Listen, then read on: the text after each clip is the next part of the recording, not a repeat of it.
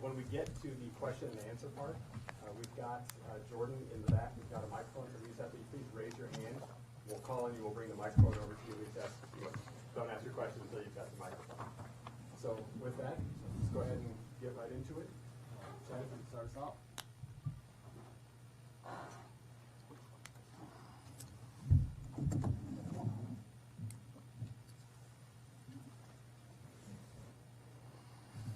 All right.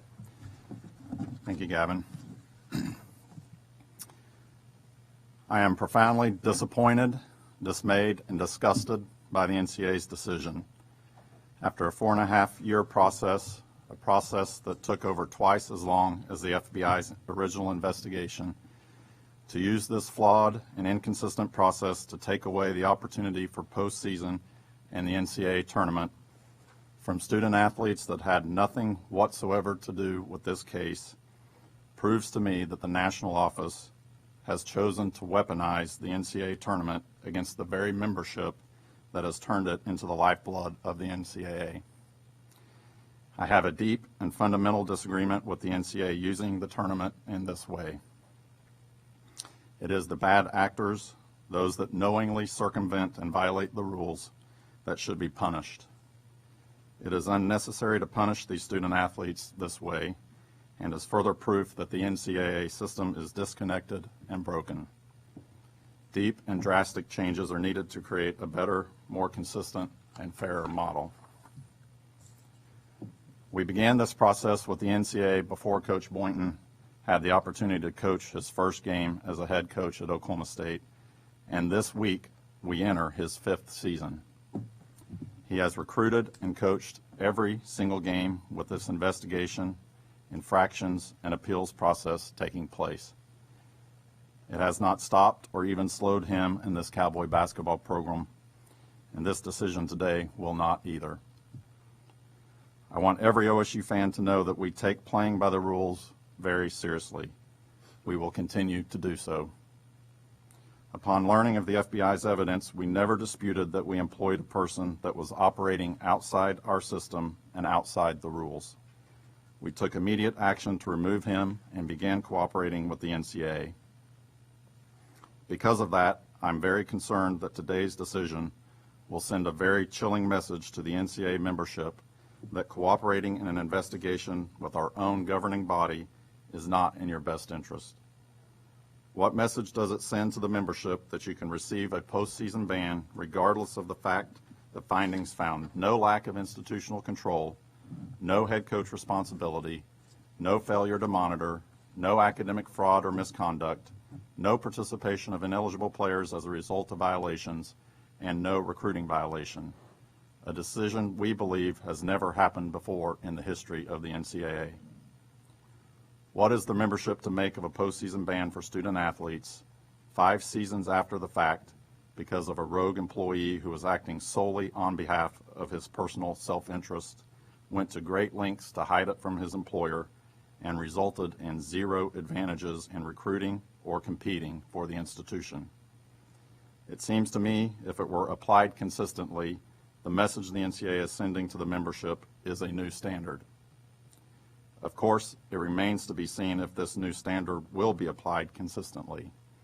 Only time will tell, and we will be watching.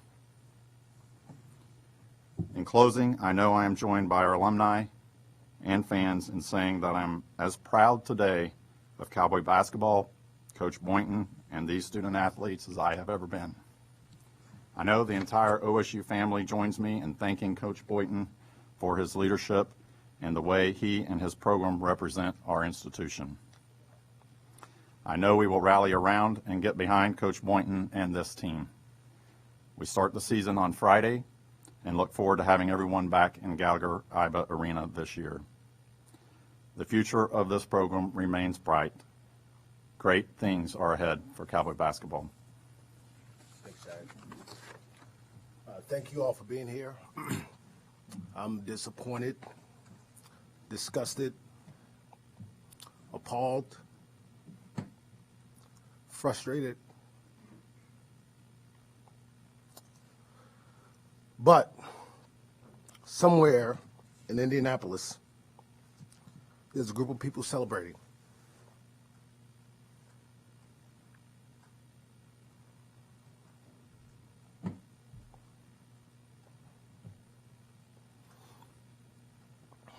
Stan Wilcox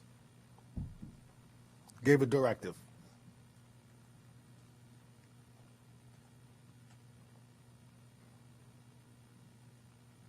He sent John Duncan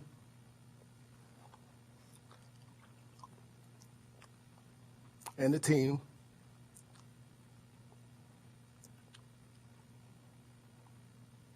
to save face.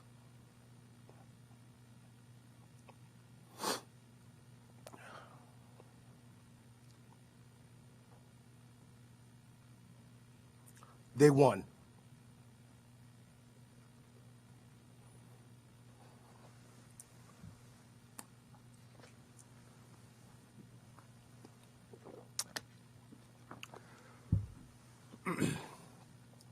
Our players don't deserve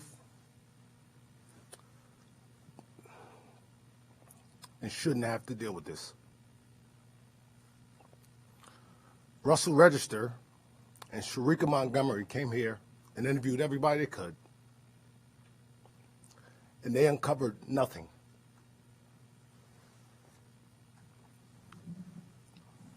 The FBI did a job, and so did we.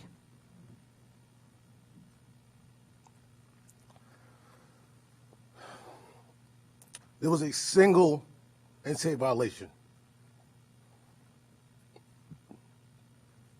One player received $300. One player, not a recruit, not a future recruit, not a family member, one current player received $300. And in and of itself, because it was self-reported by us, it's a secondary violation. To which the punishment is you pay the money back, you serve your suspension, which the kid did, and you move on. How we're here, and Stan Wilcox, and John Duncan, and Russell Register, and Sharika Montgomery, and the Committee on Infractions, to include Ellen Ferris, Anthony Jenkins, Jonathan Alger, Allison Rich, and David Shipley. That's the Appeals Committee, excuse me. The Committee on Infractions, Alberto Gonzalez, Joe Maturi, Gary Miller, Vincent Nicurto, Larry Parkinson, Thomas Sullivan, and I don't know the young man's name who's the general counsel at Princeton. I can't say it, and I won't try to butcher it. They slept well last night. They felt good about the work they did. While I explained to 17 kids that their dreams of playing in the NCAA tournament this year couldn't be realized. And that's shameful. And there's no wonder that nobody trusts them, because they get to hide behind letters, COI, and IAF, and they don't have to come and do this and answer questions and talk to kids and talk to parents.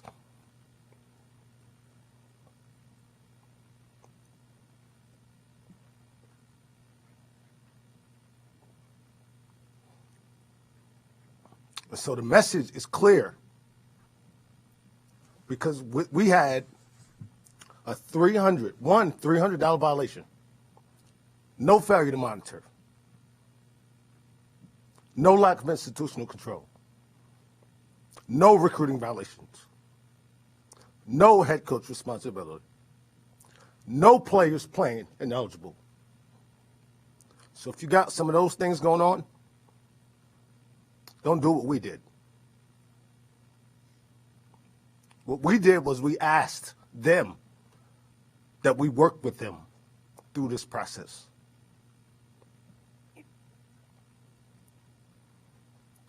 On January 20th of 2020, I flew to Atlanta to do the first round of this process with the NCAA. The next day we played OU here. It was important that I be there. I went to Atlanta for no reason, to cooperate with them, to cooperate with John Duncan and Sharika Montgomery and Russell Register. And then this year, on February 7th, while in Lawrence, Kansas, for a game, the day we played, we had an appeal hearing. And we cooperated. And we showed up. And we'd answer their questions. And we provided all the information they asked. So if you're one of those other schools, be careful what they ask you for. Stan Wilcox should be ashamed that he gave this mandate, because this was about trying to save face for something that was uncovered, not because of their doing. And now our cooperation has made it worse for a guy like Isaac Likely, who was nowhere near Stillwater when this was happening. I had a young man in my meeting last night raise his hand and ask me, "Coach, what are we talking about?" That's how long it's been.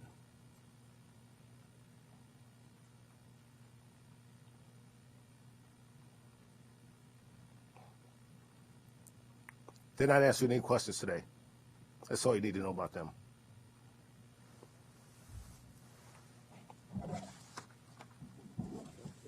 Open up for questions.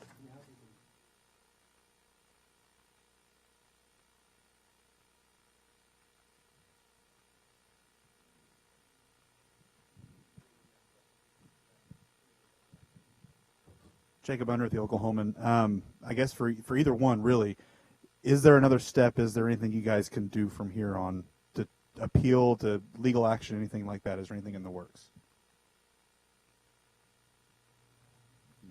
Not that I'm aware of. I think anything like that we are aware of that's been done before has been wasted effort. Not that we are. I mean, we will explore, all opportunities or all avenues, but there's nothing that we are aware of as part of the process that is broken and that is flawed. And Mike, I know this is obviously emotional, and the meeting I'm sure was last night too. Can you talk about the players and your message to them and what their reaction was? Sadness. I never imagined that we'd get the information we got on June 5th.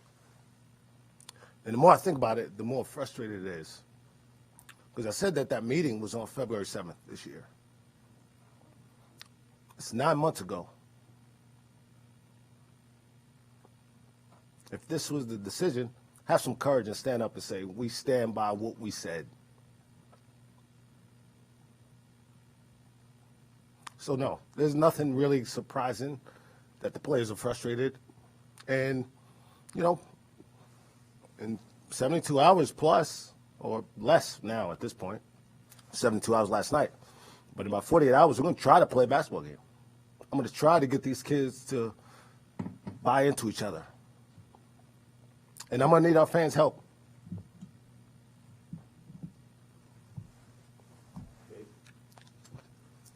Dave Hunziker, Cowboy Radio Network for Chad. In the summary, there are several references to the institution being responsible for the behavior of the coach involved in the infraction, yet there was no finding for institutional control. What type of explanation did you get for that? We haven't. We've asked for clarification. We've asked, what is an institution supposed to do different? Our understanding is that is part of the infractions process, is being able to know what it is that you did wrong, be able to fix it, and to be able to send the message to the rest of the membership that this is what you got to be aware of, try to avoid, do different, whatever. And I don't know what the message is, because as far as I can tell, the only thing that we did was hired him. And we did not know that this was going on. Started at another institution, continued once he got here. I assume it would have kept going at another institution had he left to go there. But we didn't. He was very good at hiding it. We have all of our systems in place to monitor everything that we can. The committee said that there was no lack of institutional control, no failure to monitor. So I don't know what we could have done different or supposed to do different. That seems to me to be the new standard that we're talking about here. May I ask a follow-up, if I could, please? Representative David Kustoff of Tennessee is introducing legislation at the federal level to address the NCAA enforcement process. Have you or Dr. Strum been in contact with any of your congressional group from Oklahoma about this? Not about this specific. I mean, this is all, so new. I'm sure there would be people that would be willing to help and agree with maybe that, what's taking place in Tennessee. I think everyone believes the NCAA process is broken and flawed. That's why we're having a constitutional convention, right? And there's going to be this kind of discussion in it. So I don't think that there's very many people out there that would disagree with the fact that this is broken and this is flawed. And I guess to go back to Jacob's question, while there is nothing in the process that is allowed for us, to change this, it can be changed.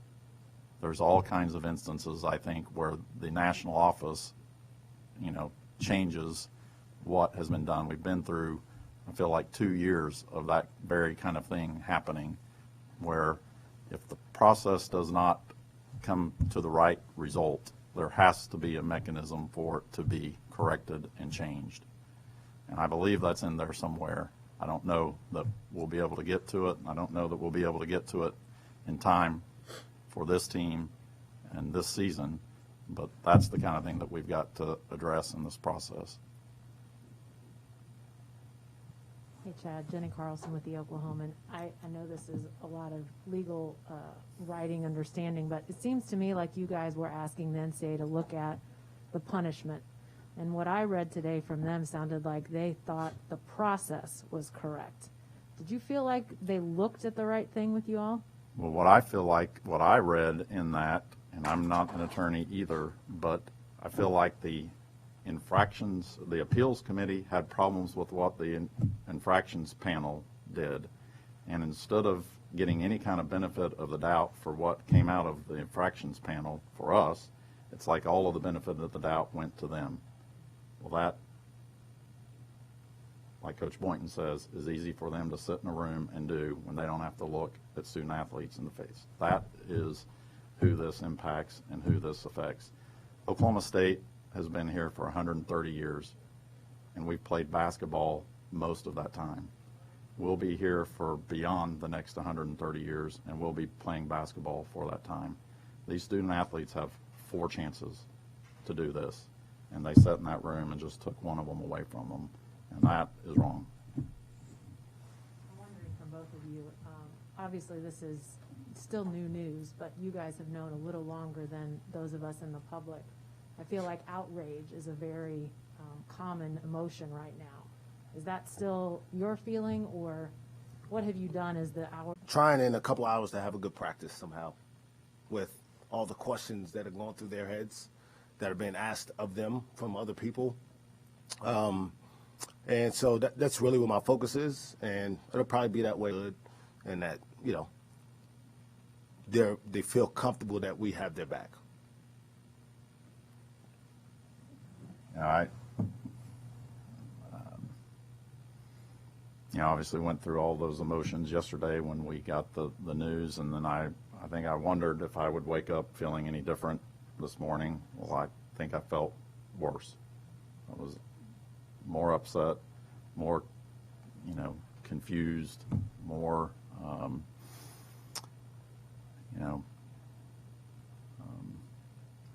just sad, all those emotions. It was just more because it, I think for me, it's the inconsistencies of the process and the way that it is set up. It's just very inconsistent, and when it results in something that impacts the student athletes like this has, that is a complete disconnect from what we're supposed to be here doing. Mike, you mentioned the meeting last night, a practice today, a game Friday night. What is it that you do tell this group of players, this group of 18, 22-year-olds, who have 30 games in front of them and know end game? And Chad, even for yourself as the leader of the athletic department at this institution, what do you tell that group? Well, for me, it's that they still have each other, right? There's some things that this team had talked about being able to achieve that realistically aren't possible at this point, right? Playing in the tournament, getting further than we did last year, possibly Final Four, national champ. Like, these guys have talked about those things.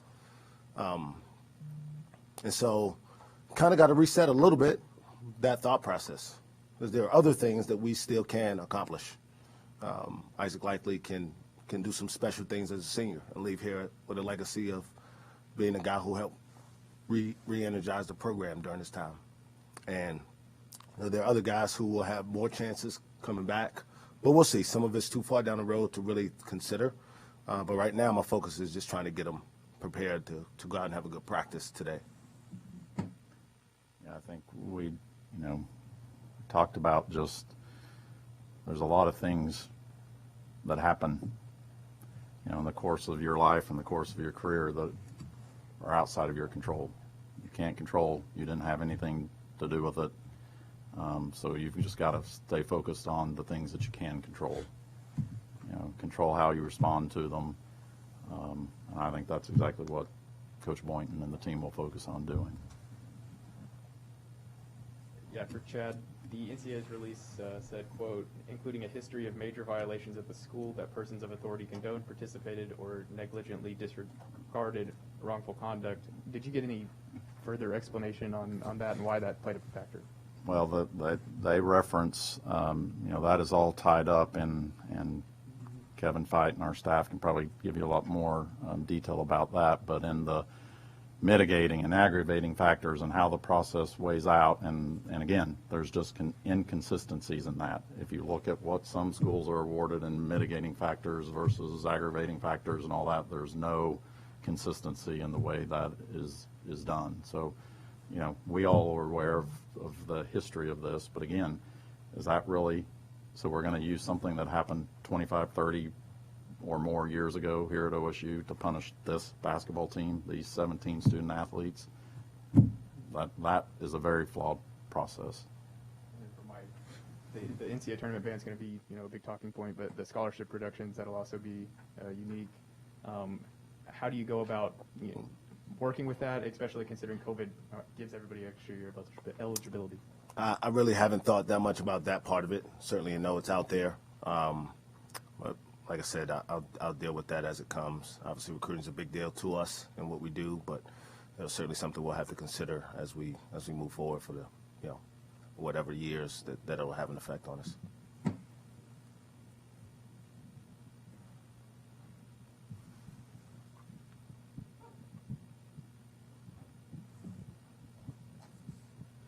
Dean Rulo, College Sports. Chad, is there any regret having cooperated so fully with the NCAA now that the ruling is out?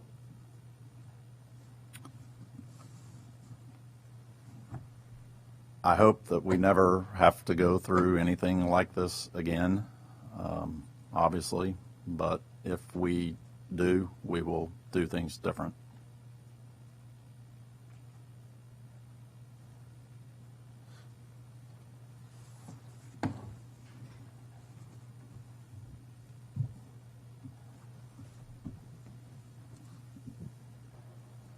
Either of you can answer this, both of you, if you'd like.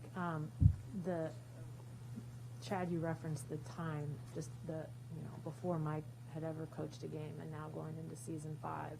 This has obviously been something hanging over, this program since then. Did you, again, I know that there's so many other things going on here, but did you almost feel like there would come a point where the NCAA would say, you guys, almost like a time served, like you guys have been dealing with this for so long, just let's move forward? Did you think that might just happen? Well, I was hopeful. I was optimistic that all of that would be taken into account. Of course, we were wondering why it was taking so long. You hoped that was maybe a positive thing, that it was taking long, but we didn't know. But it appears to me no. I mean, that we've got no credit for any of that. We in a lot of ways have been punished this entire time. Yet if you look at the ruling, and Kevin, correct me if I'm wrong, but it references that our probation period started yesterday. So by the time we get through this, we will have, in effect, been under some sort of punishment for almost 9 years. And I'll add that I never expected to, the time served, in my mind, signifies you did something wrong and it's gone long enough. And in my mind, that's I don't think it was justified regardless of the ending. I thought the right thing to do was to look at the facts. Look at the facts of the case. Not what Stan Wilcox said 2 summers ago, which was, I would not want to be the first institution up sending a mandate, and we were the first institution up. And that there will be consequences while the investigation's happening. Because that signifies that in their minds, the end result was already kind of in the bag. With no thought of, like, let's go through the process and let the facts lead us to the decision. That clearly did not happen in this case. Any other questions?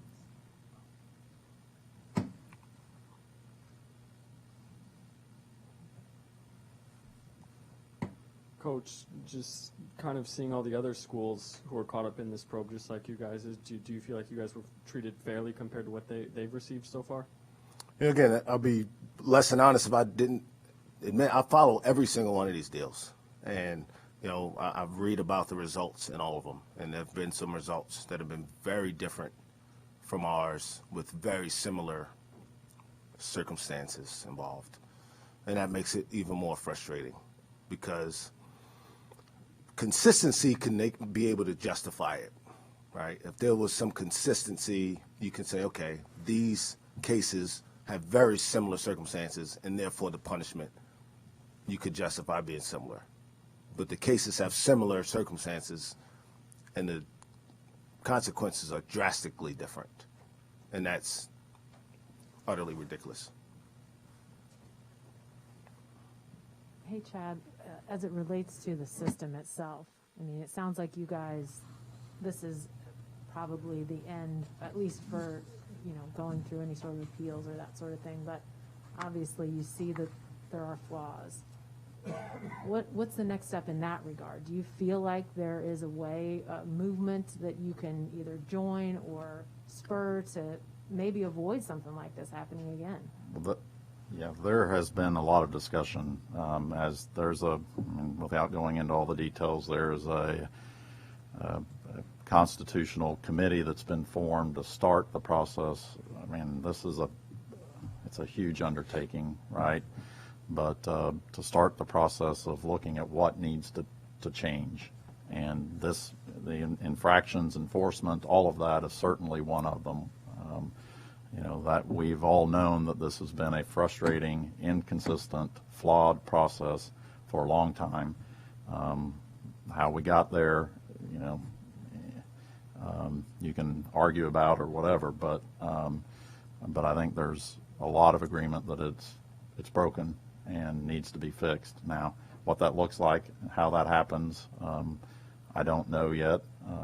I look forward to being part of that process to the degree that we can, and hope for serious reform because it's clear that it's needed. And I think the student athletes have to be the ones that are the center of the decisions that we make. And if we want to get serious about playing on a level playing field, then let's monitor and punish the ones that knowingly break the rules that we have in place, and not student athletes that were 7th graders when it happened.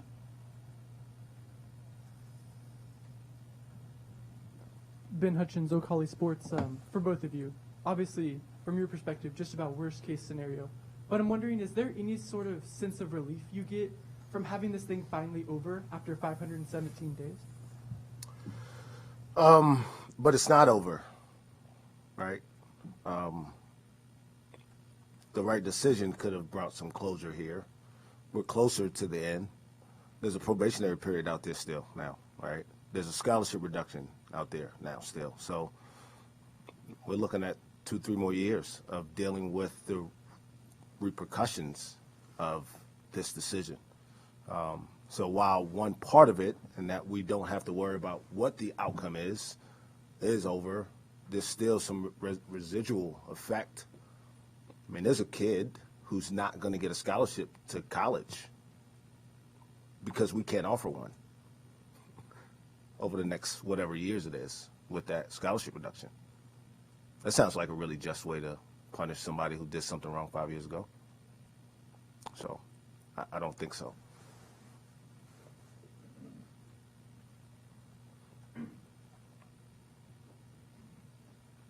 Coach, I'm curious. You mentioned that this all happened so long ago. Some of your players might not even have a full picture of what exactly happened. How did, especially your seniors, react to the news?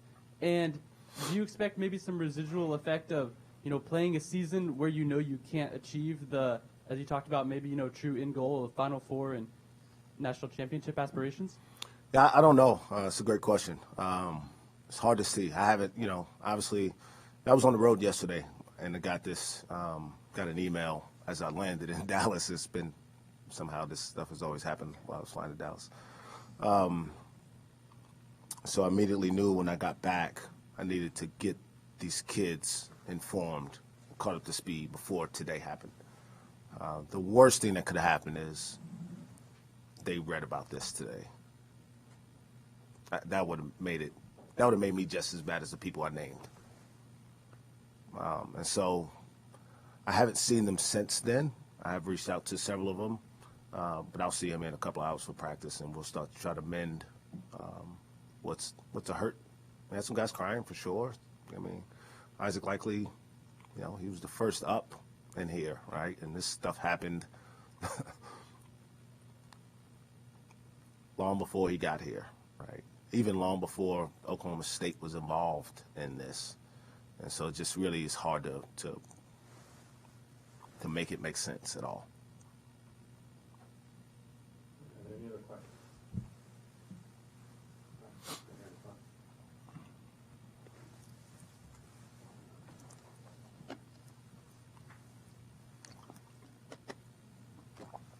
I think this is for Chad. Bob Bowlesby just released a statement saying there's a conference rule that prohibits the basketball team from from playing in the Big 12 tournament. He said he anticipates a new policy review by the athletic directors to ensure that current stipulations remain appropriate. What can you tell us about that? And do you anticipate them being able to play in the Big 12 tournament this year? Yeah, I talked to Bob yesterday, and we had that conversation, and I don't want to give any false hope because I don't know where that process is going to go, and the last thing we need is to have another hope and then disappointment. I appreciate the commissioner being willing to explore that, and we'll see where it goes. But I think there's some reconciliation that would need to happen with the NCAA over that. So this is, I think, new territory for Commissioner Bowlesby, just like it is for us, and so we'll certainly work with him through that process and see where that goes. Anything else? So here's what we're going to do. We're going to do breakout interviews now. Chad referenced Kevin Fite earlier, who's our Director of Compliance. He's available here for breakout interviews, as well as Coach and Chad as well. So we'll just maybe kind of spread the three of you guys out in the room, and feel free to just go to them and stay here.